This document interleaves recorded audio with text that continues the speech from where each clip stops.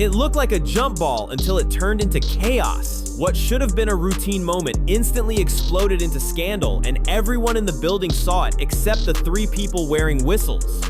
Right there in crunch time, with everything on the line, Sophie Cunningham got slammed to the hardwood with 0 consequences. As the refs stared off into space, you could see Caitlin Clark from the bench yelling, "You were right in front of her." Absolute mayhem. And the only thing more outrageous was how little anyone did about it.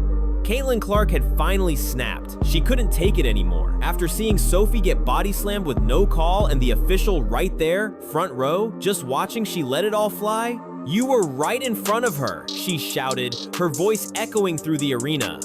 This wasn't a simple missed call. It was a new low for WNBA officiating. A full-on embarrassment in the middle of the Indiana Fever's razor-thin 78-74 win over the Seattle Storm.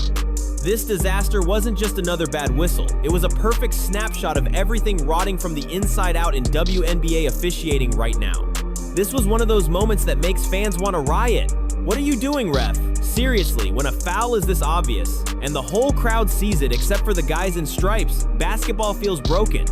"What are you doing?" Clark yelled, and every Fever fan, every viewer was nodding. The officials' wild inconsistency is driving everyone mad. You call tiki-tack fouls for the other team, but let the Fever get hacked and thrown around like rag dolls? Where is the consistency? Just give us the same whistle. That's all anyone is asking for. This sentiment echoes from the floor to the stands. Fans, players, even new supporters can't believe what they're watching. The refs are simply not up to the job. Moments earlier, Sophie calmly grabbed a defensive rebound. Suddenly, a Storm player launched her like an NFL linebacker, sending her flying to the floor. The official was right there, a front row seat, not 10 feet away, but instead of blowing the whistle or even raising an eyebrow, he just stood there. It was like he was at a cookout, not refereeing high-stakes professional basketball. You want to know the moment Caitlin Clark reached the end of her rope? It was right here, benched with a groin injury for the 7th straight game, writhing with frustration as player safety and fair play collapsed right before her eyes. She couldn't hide her anger anymore. You could practically hear her thinking, "I want to be helping my team, not watching them get mauled while the refs make a mockery of the game." Even Fever coach Stephanie White had to answer questions about Clark's ongoing recovery, repeating, "We have to stay patient, make sure we don't have setbacks, and bring her back right." But in the heat of the moment, patience wears razor thin when the game's integrity is at stake. Clark unleashed on the refs. "You were right in front of her. Why'd you change your mind?" Everyone watching felt that. The incompetence on display? Staggering. If you've ever wanted to hand out a spicy Sophie Award for standing up to the nonsense, now's the time. Shout out to the real ones holding it down on the court. At this point, what are players supposed to do? Coaches get fined for calling out refs. Stars get hacked and bruised every night. This isn't just about the Fever, it's happening across the WNBA. Every night, every arena. What can actually be done? It isn't just a basketball issue, it's a league-wide crisis. The circus-like officiating has become the defining disaster of the WNBA's most-watched season. Caitlin Clark's outburst captured the feeling of a league teetering on collapse. The officiating is officially at rock bottom. These refs don't even seem to know what a foul is anymore. Is it a missed call? Is it a jump ball? 2 million fans are watching as refs botch simple out-of-bounds calls and let games turn into backyard wrestling matches? The players and viewers deserve better? Seriously, how can the WNBA become a powerhouse if this is the product they're selling?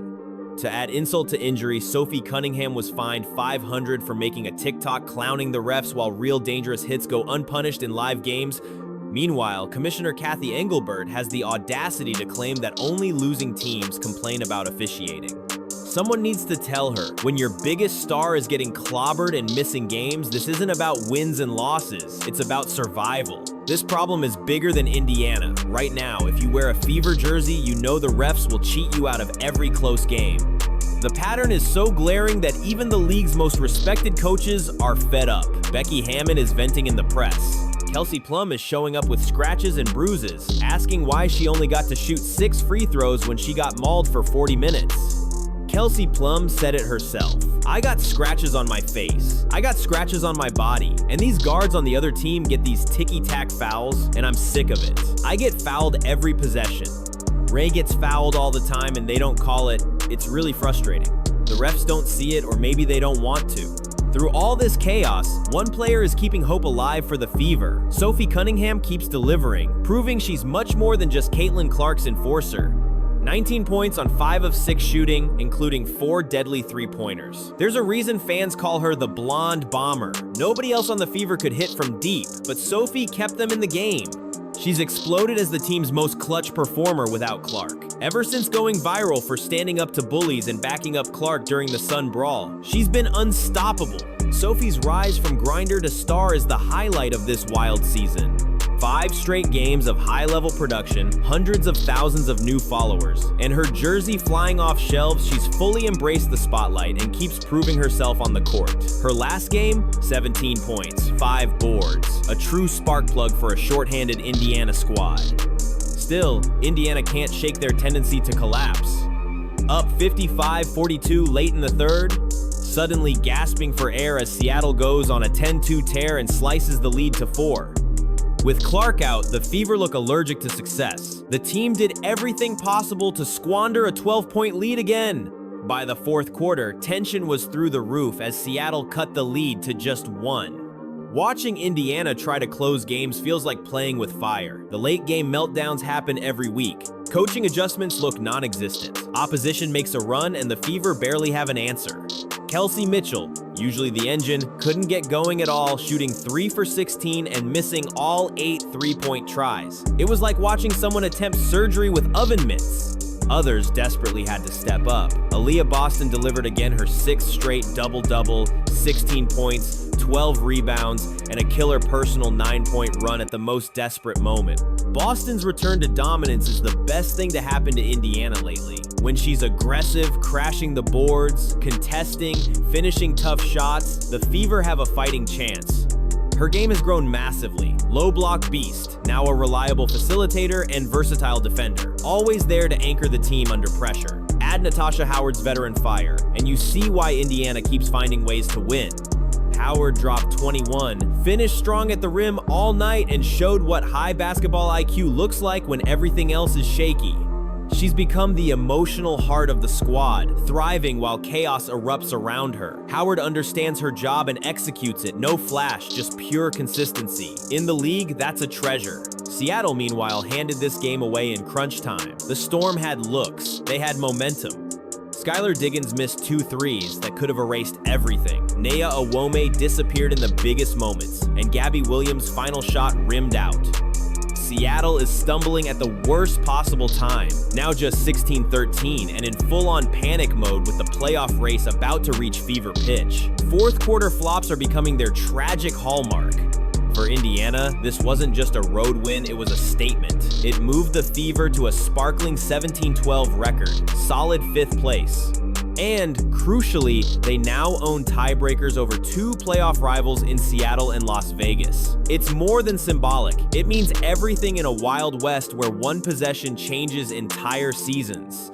What's most shocking? This win streak comes without Clark. Indiana is 9-7 when their superstar has been on the shelf, a testament to the team's toughness and roster depth. Yet the big question remains, when is she coming back? Clark eats, breathes, and sleeps basketball. She arrives with her game face every night, but still isn't suiting up. Is it caution, or is there something deeper? The season is pure madness, one of the wildest playoff races in memory. With teams stacked so close, a single call, a single win, or blown whistle can end a season. For Indiana, every margin matters. On the court, the team keeps growing, trusting each other, staying mentally sharp, and learning to win ugly. But underneath it all, officiating remains the league's existential threat. Physical play is out of control, refs keep swallowing the whistle, and player safety is slipping fast. Clark's prolonged absence is only making this more urgent. How many more stars can get knocked out before the league wakes up? The WNBA has packed stands, record viewers, and a golden opportunity for mainstream stardom. But if fans think games are rigged or unsafe, that momentum disappears instantly. When a player like Sophie gets tossed to the floor without even a whistle, it's not just bad luck, it's a warning bell for the league. Clark, barking from the bench? That's a generational superstar crying out for basic fairness. Ignore these moments and the WNBA risks unraveling its own success. Still, there's room for optimism. Indiana has shown remarkable resilience, winning 5 straight without their MVP and getting huge performances from rising stars. They finally look like a deep, dangerous squad. If the officiating gets fixed even a little and the bench keeps producing, this is a team that could go deep, even in a minefield playoff landscape. Sophie Cunningham has become a full-on star during this streak, battling hits, bad whistles, and monster pressure. She thrives under fire and keeps powering Indiana forward. With Boston in beast mode, Howard's calm presence, and Mitchell perhaps due for another bounce back, this could still be a historic season, assuming refs stop ruining the script. The lights are bright, the pressure is on. Once Clark is cleared and the Fever's march to the playoffs begins in earnest, everyone else must reach Sophie's level. If you're as sick of referees ruining the games as the Fever are, drop a spicy Sophie in the comments. Like, subscribe, and turn on all notifications. You don't want to miss what comes next.